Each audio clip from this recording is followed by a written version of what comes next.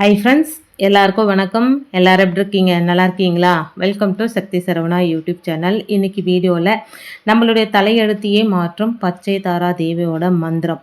அது என்ன மந்திரம் இப்போ சொல்லணும். இந்த பச்சை தாரா தேவி அப்படின்றவங்க யார், இதை பற்றியெல்லாம் தான் வீடியோவில் தெளிவாக தெரிஞ்சுக்க போகிறாங்க. வீடியோ ஸ்கிப் பண்ணாமல் ஃபுல்லாக பாருங்கள். வீடியோ கடைசியில் ஒரு சூப்பரான டிப்ஸும் இருக்குங்க. நம்மளுடைய வாழ்க்கையில் சில நேரங்களில் எவ்வளோ தான் உழைச்சாலும் போராடினாலும் தடைகள் மட்டும் விலகவே விலகாது. ஏன் எனக்கு மட்டும் இப்படி நடக்குது அப்படின்னு நம்ம பல முறை யோசனை செஞ்சுருப்போம். கடன் தொல்லை, திருமண தடை, வேலையில் நிம்மதி இல்லாமல் அல்லது காரணமே தெரியாத ஒரு பயம், இப்படி ஏதோ ஒன்று நம்மளை அழுத்திக்கிட்டே இருக்கும். இந்த எல்லா பிரச்சனைகளுக்கும் ஒரு உடனடி தீர்வு தரும் சக்தியாக பௌத்த மதத்தில் போற்றப்படுவது தான் பச்சை தாரா தேவி, அதாவது கிரீன் தாரா அப்படின்னு சொல்லுவாங்க. இவரை வணங்குவதன் மூலமும் இவருடைய மந்திரத்தை சொல்வதன் மூலமும் உங்கள் வாழ்க்கையில் எப்படிப்பட்ட அற்புதங்கள் நடக்கும் அப்படின்றத பற்றி தான் இந்த வீடியோவில் விரிவாக பார்க்க போகிறோம். வீடியோவை முழுமையாக பாருங்கள். உங்கள் வாழ்க்கையே மாறப்போகும் தருணம் இதுவாக கூட இருக்கலாம். பச்சை தாரா தேவி அப்படின்றவங்க யார், அவங்க எப்படி தோன்றினாங்க தெரியுமா? ஒரு அழகான குட்டி கதை ஒன்று இருக்குங்க. கருணையின் கடவுளான அவலோகிதேஸ்வரர் இந்த உலகத்தில் மக்கள் படும் துன்பங்களை பார்த்து ரொம்ப கஷ்டப்பட்டு வருத்தப்பட்டு கண்ணீர் சிந்துகிறார். அவருடைய இடது கண்ணிலிருந்து விழுந்த கண்ணீர் துளிதான் இந்த பச்சை தாரா தேவியாக உருவெடுத்தது அப்படின்னு சொல்லப்படுதுங்க. இவர் கருணையின் வடிவம் மட்டுமல்ல, வெற்றியின் அடையாளமும் கூட. இவருடைய நிறம் பச்சை. இது இயற்கையையும் வளர்ச்சியையும் உயிர் சக்தியையும் குறிக்கும். இவருடைய ஒரு கால் மடிந்தும் மற்றொரு கால் கீழே தரையை தொடுவது போலவும் இருக்கும். இது எதை குறிக்குது அப்படின்னா, தன்னுடைய பக்தர்கள் எப்போது அழைத்தாலும் ஒரு நொடி கூட தாமதிக்காமல் உதவிக்கு ஓடி வர அவர் தயாராக இருக்கிறார் அப்படின்றத தான் இது குறிக்குங்க. பெரும்பாலும் நிறைய தெய்வங்கள் தியான நிலையில தான் இருப்பாங்க. ஆனால் இந்த தேவி எப்போ கூப்பிட்டாலுமே உடனே ஓடி வந்துடுவாங்க. கூப்பிட்ட குரலுக்கு ஓடி வருவாங்க.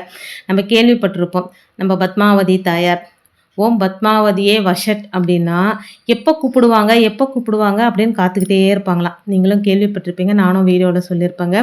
உடனே கூப்பிட்ட உடனே வந்துடுவாங்களாம். அதே மாதிரி தான் இந்த தேவியும். இந்த தேவி இவங்க பௌத்த மதத்தை சேர்ந்தவங்க அப்படின்றதுனால நம்ம கும்பிடலாமா வேணாமா அப்படின்ற சந்தேகம் உங்களுக்கு வரலாம். தாராளமாக கும்பிடலாங்க. சிவன் கோவிலில் ஒரு ஐயர் சொன்ன விஷயம், அங்கே இருக்கிற லேடிஸ்லாம் பேசிகிட்டு இருக்கும்போது அவர் சொன்னது, இவங்க சக்தியின் ஒரு வடிவமாகவும் சொன்னார் அவர். அதாவது சிவபெருமான் பாட்கடலை கடைந்த போது அமுதத்துக்கு பதிலாக முதல்ல வந்தது விஷம்தான், ஆழகால விஷம்தான் வந்தது. அதை பார்த்து தேவர்களும் அசுரர்களும் ஓடிட்டாங்க. ஆனால் சிவபெருமான் அந்த விஷத்தை சாப்பிட்டு அது தொண்டைக்குள்ளே இறங்காத வண்ணம் இந்த தேவி தான் போயிட்டு அவருடைய தொண்டை பகுதியில் பிடிச்சி அவர் நீலகண்டர் ஆனார். இவங்க நீலகண்டி ஆனாங்க அப்படின்னும் சொன்னார். ஸோ சக்தியோட ஒரு வடிவம் தான் இந்த பச்சை தாரா தேவி அப்படின்னும் சொல்லப்படுதுங்க. இது எந்த அளவுக்கு சரி நிஜம் அப்படின்னு நமக்கு தெரியல. இந்த தேவியை பற்றி எனக்கு ஒரு 2-3 வருஷத்துக்கு முன்னாடியே தெரியுங்க.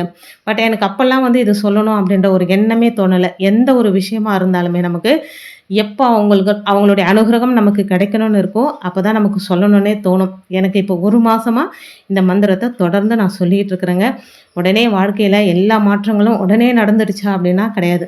கண்டிப்பாக பாசிட்டிவான விஷயங்கள் எனக்கு நடந்துகிட்ருக்கு. அதனால தான் இன்றைக்கி வீடியோவில் உங்களோட நான் ஷேர் பண்ணிக்க போகிறேங்க. இப்போது அந்த மந்திரம் என்ன அப்படின்னு பார்க்கலாங்க. சொல்கிறதும் ரொம்ப ரொம்ப ஈஸி தாங்க. ஓம் தாரே துத்தாரே துரே சோஹா. அது சோஹான்னும் சொல்லலாம், சுவாகான்னும் சொல்லலாங்க. இப்போது அந்த மந்திரத்தை நான் ஸ்க்ரீன்லேயும் கொடுக்குறேன். ஓம் தாரே துத்தாரே துரே சோஹா இல்லை சுவாகா அப்படின்னும் சொல்லலாம். இப்போது இந்த மந்திரத்தோட ஒவ்வொரு சொல்லுக்கும் பின்னால் இருக்கிற ரகசிய சக்தியை நம்ம பார்க்கலாம். First home. இது பிரபஞ்சத்தோட முதல் ஒளி, நம்மளுடைய உடல், பேச்சு மற்றும் மனதை தூய்மைப்படுத்தும். ரெண்டாவது தாரே அப்படின்றால் விடுவிப்பவள் அப்படின்னு பொருளுங்க. சம்சாரத்தில் இருக்கும் துன்பங்களிலிருந்து நம்மை விடுவிப்பவர். துட்டாரே அப்படின்னா நம்மை வாட்டும் 8 வகையான பயங்களிலிருந்து பாதுகாப்பு அளிப்பவர். அதாவது பகை, திருட்டு, பொறாமை, இயற்கை சீற்றங்கள் போன்றவற்றிலிருந்து நம்மை பாதுகாப்பவர்.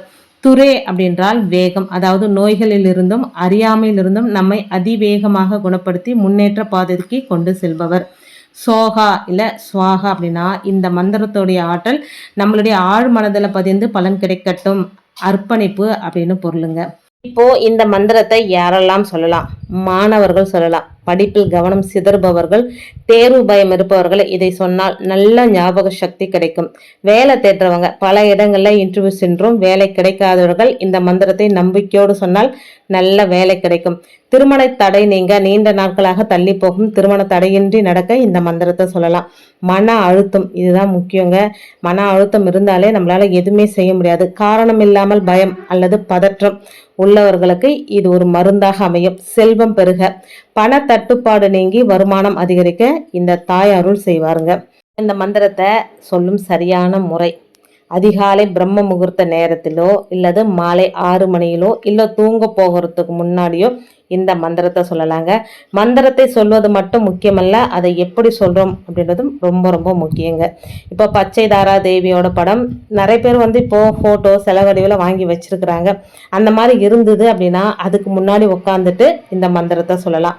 இல்லை அப்படின்னா தேவியோட உருவத்தை மனசுக்குள்ளே நினச்சிக்கிட்டு ஒரு தீபம் ஏற்றி வச்சுட்டு தீப ஒளியில் அந்த தாயை ஆவாகனம் பண்ணி சொல்லலாம். அதுக்கெல்லாம் நேரம் இல்லை அப்படின்றவங்க கூட ஒரு ஊதுவத்தி வாசனை இருந்தாலே போதுமாங்க, அந்த தாய் அப்படியே உட்காந்துருவாங்களாம். அதாவது இந்த பச்சை தாரா அப்படின்றது ஒரு காற்று மாதிரியாங்க.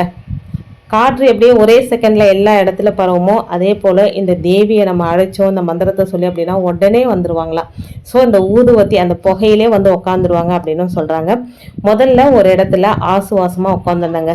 ஒரு 10 நிமிஷமோ 5 நிமிஷமோ உங்கள் நேரத்துக்கு ஏற்ற மாதிரி கிழக்கு பார்த்தா மாதிரியோ இல்லை எந்த திசையெல்லாம் கணக்கே கிடையாதுங்க. ஒரு விரிப்பி விரிச்சிட்டு உட்காந்துக்கோங்க. முதல்ல நல்லா மூச்சு இழுத்து 3 தடவை மூச்சு இழுத்து விடுவோங்க. மூச்சை இழுக்கும் போது நல்லா ஒரு பாசிட்டிவ் எனர்ஜியை நான் இழுக்கிறேன் அப்படின்னும், வெளியே விடும்போது நெகட்டிவ் எனர்ஜி என்னை விட்டு போகுது அப்படின்ட்டு ஒரு 3 வாட்டி மூச்சு இழுத்து வெளியே விட்டுட்டு அதுக்கப்புறம் இந்த மந்திரத்தை சொல்லணுங்க. ஓம் தாரே துட்டாரே துரே சோகா 21 முறை, அப்படி இல்லைன்னா 108 முறை, குறைந்தபட்சம் 11 முறையாவது சொல்லணுங்க. இதை சொல்லும்போது என் பிரச்சனைகள் தீர்ந்து விட்டன, நான் பாதுகாப்பாக இருக்கிறேன் அப்படின்ற நேர்மறை எண்ணத்தோடு சொல்லணுங்க. ஃப்ரெண்ட்ஸ், மந்திரம் அப்படின்றது வெறும் வார்த்தைகள் அல்ல, அது ஒரு ஆற்றல், எனர்ஜி. நம்மளுடைய முழு நம்பிக்கையை அந்த மந்திரத்து மேலே வைக்கணும். ஒரு சில நாட்கள்லேயே நம்மளுடைய மனசிலும் சரி சூழ்நிலையிலும் சரி நல்ல மாற்றங்கள் ஏற்படுறத நாமளே கண்டிப்பாக உணர்வாங்க. நான் உணர்ந்திருக்கிறேன், அதனால இன்னைக்கு உங்களோட நான் ஷேர் பண்ணியிருக்கிறேங்க. தொடர்ந்து இந்த பயிற்சியை 21 நாள் செய்யுங்க. கண்டிப்பாக 21 நாள் செய்கிறதுக்குள்ளே எதுக்காக இதை நீங்கள் சொல்ல ஆரம்பிச்சிங்களோ அது நடக்க ஆரம்பிச்சிடும். குறிப்பாக ஏதாவது ஒரு சின்ன விஷயத்துக்கு முதல்ல ஆரம்பிக்கலாங்க. ஒரு சின்ன விஷயம் உங்களுக்கு உடனே நடக்கணும் அப்படின்னா இந்த மந்திரத்தை சொல்ல ஆரம்பிங்க. 21 நாள் கூட கிடையாதுங்க. இது சொன்ன ஓரிரு நாட்களே கூட நடக்க அதிக வாய்ப்பு இருக்குங்க. அது அவங்கவுங்களுடைய கர்ம வினைக்கு ஏற்ற மாதிரி நடக்க ஆரம்பிக்குங்க. நான் இப்போ சொல்ல ஆரம்பித்து ஒரு 6-7 நாள் ஆகுதுங்க. எனக்கு சின்ன சின்ன மாற்றங்கள் தெரியுது. ஒரேடியாக எனக்கு மாற்றங்கள் எல்லாம் தெரியுது அப்படின்னு நான் சொல்ல விரும்பலை. பட் ஒரு பாசிட்டிவான விஷயங்கள் எனக்கு நடக்க ஆரம்பிச்சிருக்கு, ஒரு நம்பிக்கை வந்திருக்கு. தொடர்ந்து சொல்லிட்டு இருக்கிறேன். இதை நான் எப்போ சொல்கிறேன் அப்படின்னா பிரம்ம முகூர்த்த நேரத்தில் சொல்கிறேன். அதே போல் தூங்கும் போதும் இந்த மந்திரத்தை சொல்லிட்டு தூங்குறேங்க. இதை சொல்லும்போது சுத்தபத்தமாக இருக்கணுமா குளிக்கணுமா அப்படின்ற சந்தேகம் வரும். நீங்கள் இந்த மந்திரத்தை சொல்ல போகிறீங்க அப்படின்னா சுத்தமாக முகம் கை காலெல்லாம் கழுவிட்டு உட்காந்துட்டு முடிஞ்சால் பூஜை அறையில் தீபம் நீங்கள் எப்போ போல் ஏற்றுற தீபம் ஏற்றிட்டு ஒரு ஊதுவத்தி ஏற்றி வச்சுட்டு சொல்லலாம். அதுக்கெல்லாம் டைம் இல்லைங்க அப்படின்னா கூட அமைதியாக ஒரு இடத்துல உட்காந்துருங்க. ஒரு 5 நிமிஷம் ஃபோன் எதுவும் வேணாம், வீட்டில் இருக்கவங்ககிட்டயும் சொல்லிடுங்க என்னை எந்த டிஸ்டர்ப் பண்ணாதீங்க, ஒரு 5 நிமிஷம் அப்படின்ட்டு 5 நிமிஷம் அழகாக பொறுமையாக அந்த தேவியை மனசில் நினச்சிக்கிட்டு அந்த தேவியை மனசில் நினைக்கும் போது ஒரு பச்சை கலர் ஒளி அப்படியே உங்கள் மனசுக்குள்ளே ஊடுருற மாதிரி ஒரு ஃபீல் பண்ணிக்கோங்க. பண்ணிவிட்டு அந்த தேவி கிட்ட உங்களுடைய சங்கல்பத்தை வச்சுட்டு இந்த மந்திரத்தை பொறுமையாக ஒரு 11 தரம் 21 தரம் இல்லை 48 தரம் 108 தரம் இந்த மாதிரி உங்களுக்கு எப்படி வசதியோ அதுக்கேற்ற மாதிரி சொல்லுங்கள். சொல்ல சொல்ல சொல்ல வாழ்க்கையில் நல்ல மாற்றங்கள். அந்த தேவி உங்கள் கூட இருக்கிறத கண்டிப்பாக உணர்த்த. முதல் நாளே எனக்கு ஒரு மயிர் கூச்சரியும் சம்பவங்க. யாரும் கிடையாது வீட்டில். எங்கள் வீட்டில் கீழே யாரும் படுக்க மாட்டோம், மாடியில் தான் போய் படுப்போம். ஸோ நான் காலையில் எழுந்து மூஞ்சி கை காலெலாம் கழுவிட்டு வாசல் தெளித்து கோலம் போட்டு இந்த மந்திரத்தை சொல்லும்போது யாரோ என்னை தொட்டுற மாதிரியான ஒரு ஃபீலுங்க. ஏற்கனவே சொல்லியிருந்தாங்க, பயந்துராதிங்க, கண்டிப்பாக அவங்க அந்த தேவதை நம்ம கிட்ட பேச முயற்சி செய்வாங்க, எப்படா கூப்பிடுவாங்க அப்படின்னு காத்துட்டு இருப்பாங்க. இந்த மந்திரத்தை அதாவது அவங்க கிட்ட நம்ம சரணாகதி அடைஞ்சிடணும். சரணாகதி அடைஞ்சிட்டோம் அப்படின்னா நான் அவங்க கூட தான் இருக்கிறேன் அப்படின்றத சில குறிப்புகள் மூலம் நமக்கு உணர்த்துவாங்க. ஸோ அவங்க கூட இருக்கிறாங்கன்ற ஒரு நம்பிக்கை உங்களுக்கு வரணும், பயம் வரக்கூடாதுன்னு சொல்லிட்டு முதல் தடவை நான் பயந்தேன், அதுக்கப்புறம் பயப்பில்லைங்க. உங்களுக்கு அந்த மாதிரி ஏதாவது நடந்தது அப்படின்னா பயப்படாதீங்க. அந்த தேவதை நம்ம கூட இருக்கிறாங்க அப்படின்னு நீங்கள் நினச்சிக்கோங்க. ஆத்மார்த்தமாக, அதாவது சரணாகதி அடைஞ்சிடுங்க அந்த தேவி கிட்ட. கண்டிப்பாக நல்லது நடக்க ஆரம்பிச்சிருவாங்க. இது வந்து மாதவிடாய் டைமில் சொல்லலாமா அப்படின்னா தாராளமாக சொல்லலாம். உங்களுக்கு சொல்கிறதுக்கு ஒரு மாதிரி இருக்குது அப்படின்னா நீங்கள் தவிர்த்துக்கலாம். மற்றபடி அசைவம் சாப்பிட்டு இருந்தாலும் சொல்லலாம், குளிக்கலைனாலும் சொல்லலாம். சொல்லும் போது மட்டும் முகம் கை கால்லாம் கழுவிட்டு அமைதியாக உட்காந்துட்டு சொல்லுங்கள். ராத்திரியில் சொல்லிட்டு அப்படியே தூங்குறது, இந்த மந்திரத்தை சொல்கிறீங்க அப்படின்னா உடனே தூங்க போயிடுங்க. அதுக்கப்புறம் ஃபோனெல்லாம் வச்சு நோண்டிட்டு இருக்கோம் நாங்கள். இதை சொல்லிட்டு அப்படியே தூங்க போனால் கனவுல கூட வந்து நமக்கு சில விஷயங்களை குறிப்புகள் மூலம் உணர்த்துவாங்க அப்படின்னு சொன்னாங்க. எனக்கு வந்து அந்த மாதிரி இல்லைங்க. ஆனால் கோவிலுக்கு போகிற மாதிரி, பொங்கல் வைக்கிற மாதிரி இந்த மாதிரி விஷயங்கள் நடக்குதே தவிர்த்து இந்த பச்சை தாரா தேவி அவங்க தான் இந்த மாதிரி குறிப்புகள் மூலம் உணர்த்துறாங்களா அப்படின்றது எனக்கு சரியா தெரியலங்க. எனக்கு என்ன விஷயங்கள் நடந்தாலும் உடனுக்குடன் உங்களோட நான் ஷேர் பண்ணிக்கிறேங்க. வீடியோட கடைசிக்கு வந்துட்டோம். வீடியோ முதல்ல சொல்லியிருப்பேன், வீடியோ கடைசி வரைக்கும் பாருங்க. கடைசியில் ஒரு சூப்பரான டிப்ஸ் இருக்கு அப்படின்னு சொல்லிட்டு இந்த மந்திரத்தை சொல்ல போறோம் அப்படின்னா நமக்கு முன்னாடி ஒரு கண்ணாடி டம்ளர்ல தண்ணி எடுத்துன்னு வந்து வச்சிருங்க. கண்ணாடி டம்ளர் இல்லைனாலும் பரவாயில்ல, எதாவது ஒரு கிளாஸ்ல தண்ணி எடுத்துன்னு வந்து வச்சுட்டு இந்த மந்திரத்தை 11 தரமோ 21 தரமோ சொல்லிட்டு தாரா தேவியை மனசால நினைச்சிட்டு அந்த தண்ணி எடுத்து குடிச்சிட்டு அப்படியே வந்து நீங்க படுத்துருங்க. இல்ல காலையில செய்றீங்க அப்படின்னா காலையில குடிச்சிட்டு அடுத்த வேலையை செய்ய ஆரம்பிச்சிடுங்க.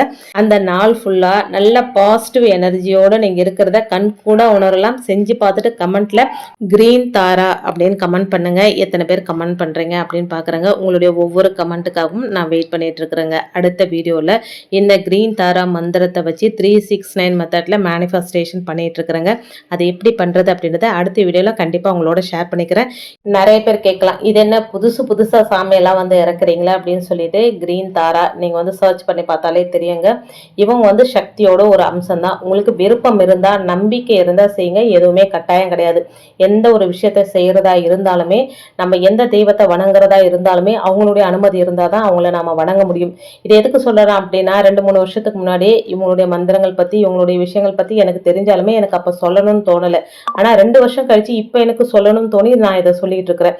என்ன மாதிரி நீங்க நிறைய பேர் இருக்கலாம், வீடியோ பார்த்துட்டு கடந்து போகலாம். அப்படி இல்லை இந்த மந்திரத்தை சொல்லணும்னு நினைக்கலாம். உங்களுடைய விருப்பம் தாங்க, எதுவும் கட்டாயம் கிடையாது.